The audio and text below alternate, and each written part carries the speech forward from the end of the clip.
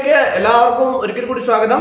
Kerala PSC ഇന്ന് 2026 August 22 പുനഃസംഘടിപ്പിച്ച 10ാം class 10th level preliminary പരീക്ഷയുടെ രണ്ടാം ഘട്ടം, അതായത് പരീക്ഷയുടെ പ്രാഥമിക വിശകലനമാണ് ഇന്നത്തെ ക്ലാസ്സിൽ ഞാൻ നിങ്ങളിലേക്ക് എത്തിക്കാൻ പോകുന്നത്. പരീക്ഷയുടെ കട്ട് ഓഫ് മാർക്ക് എങ്ങനെ വരും, ധാരാളം കുട്ടികൾ എനിക്ക് മെസ്സേജ് അയക്കുകയുണ്ടായി.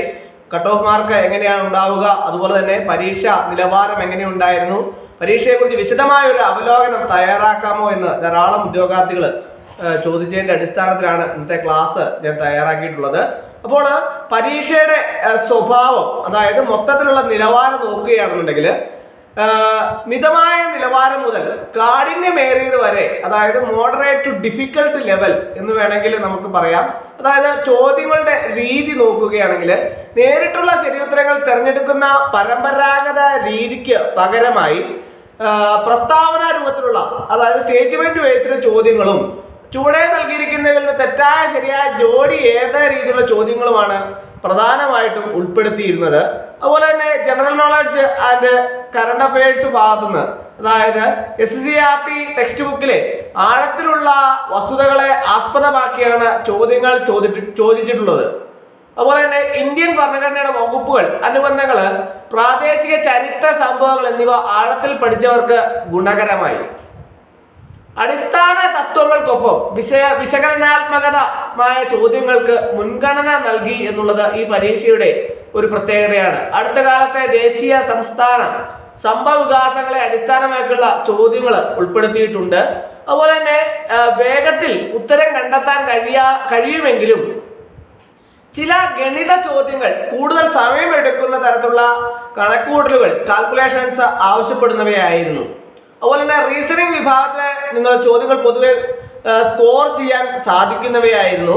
പൂർണ്ണമായും SCERT പാഠപുസ്തകങ്ങളെ അടിസ്ഥാനമാക്കി കൺസെപ്റ്റുകൾ പഠിച്ചുറപ്പിച്ചവർക്കും മുൻഘട്ടങ്ങളെ, അതായത് സ്റ്റേജ് 1, 3, 4 ചോദ്യപേപ്പറുകൾ വിശകലനം ചെയ്ത് പരിശീലിച്ചവർക്കും ഈ പരീക്ഷയിൽ ഒരു മികച്ച പ്രകടനം പുറത്തെടുക്കാൻ സാധിച്ചിട്ടുണ്ട് എന്നുള്ളതാണ് നമുക്ക് മനസ്സിലാക്കാൻ സാധിക്കുന്ന, പല ഉദ്യോഗാർത്ഥികളും സംസാരിച്ചതിന്റെ അടിസ്ഥാനത്തിൽ നിന്ന് മനസ്സിലാക്കാൻ സാധിക്കുന്നത്. അതുപോലെ തന്നെ 10th പ്രിലിമിനറി പരീക്ഷയുടെ ഘടനാപരമായ വിവരങ്ങളും ഈ കട്ട് ഓഫ് സാധ്യതകളൊക്കെ തന്നെ നമുക്കൊന്ന് വിശകലനം ചെയ്താൽ, കട്ട് ഓഫ് സാധ്യതകളും സ്കോറിംഗ് രീതിയൊക്കെ നോക്കുകയാണെങ്കിൽ കഴിഞ്ഞ ഘട്ടങ്ങളിലെ നിന്ന് വ്യത്യസ്തമായി ചോദ്യങ്ങളൊക്കെ തന്നെ താരതമ്യം ചെയ്യുമ്പോൾ, സ്റ്റേറ്റ്മെന്റ് ചോദ്യങ്ങളുടെ എണ്ണമൊക്കെ നോക്കുമ്പോൾ ശരാശരി കട്ട് ഓഫ് മാർക്ക് 50-നും 58 റേഞ്ചിൽ നിൽക്കാനാണ് സാധ്യത.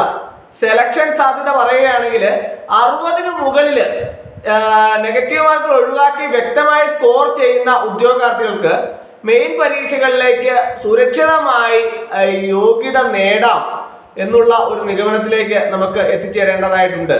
അതുപോലെ തന്നെ ചോദ്യങ്ങളുടെ ദൈർഘ്യം കാരണം സംശയമുള്ള ചോദ്യങ്ങൾ, ഓപ്ഷനുകൾ ഊഹിച്ചെഴുതിയവർക്ക് നെഗറ്റീവ് മാർക്ക് വരാനുള്ള സാധ്യത കൂടുതലാണ്.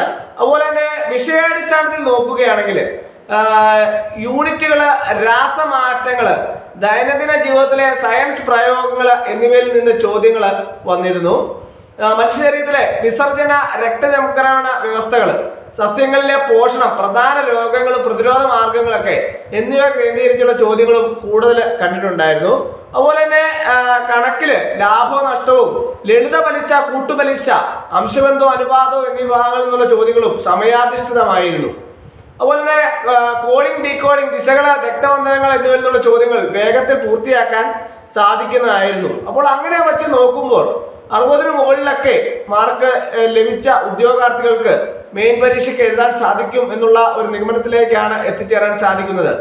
ഈ പരീക്ഷയുടെ വിശകലനത്തിൽ നിന്നും അടിസ്ഥാനമാക്കി LDC, LGS തുടങ്ങിയ പ്രധാന മെയിൻ പരീക്ഷകൾക്കായി സിലബസ് അനുസരിച്ചുള്ള പരീക്ഷണങ്ങളൊക്കെ, പഠനമൊക്കെ നമുക്ക് ആരംഭിക്കാൻ നിങ്ങൾക്ക് തുടങ്ങുക. അതുപോലെ തന്നെ SCERT 5 മുതൽ 10 വരെയുള്ള സോഷ്യൽ സയൻസ് പാഠപുസ്തകങ്ങൾ ആഴത്തിൽ വായിച്ചു തീർക്കാൻ പ്രത്യേകമായിട്ട് ശ്രദ്ധിക്കുക. കണക്കിലെ സമയനഷ്ടം ഒഴിവാക്കാൻ ഡെയിലി മോക്ക് ടെസ്റ്റുകളൊക്കെ ചെയ്ത് വേഗത കൂട്ടുക. ഇങ്ങനെയൊക്കെ നമ്മൾ മെയിൻ പരീക്ഷയ്ക്ക് വേണ്ടിയിട്ട് നിങ്ങൾക്ക് തയ്യാറെടുക്കാവുന്നതേ ഉള്ളൂ. അപ്പോൾ 10th പ്രിലിമിനറി പരീക്ഷയുടെ വിശകലനമാണ് ഇന്നത്തെ ദിവസം ഞാൻ നിങ്ങളിലേക്ക് എത്തിച്ച വളരെ പ്രധാനപ്പെട്ട ഒരു പരീക്ഷയായിരുന്നു. അതുകൊണ്ട് തന്നെ ധാരാളം ഉദ്യോഗാർത്ഥികൾ വളരെ പ്രതീക്ഷയോടെ കാത്തിരുന്ന ഒരു പരീക്ഷയാണ്. അപ്പോൾ അവരുടെയൊക്കെ പ്രതീക്ഷയ്ക്ക് തക്കതായ വണ്ണം പരീക്ഷ നല്ല നിലവാരം പുലർത്തി എന്നുള്ളതാണ് നമുക്ക് പരീക്ഷ ചോദ്യപേപ്പറിൽ നിന്നൊക്കെ നമുക്ക് മനസ്സിലാക്കാൻ സാധിക്കുന്നത്.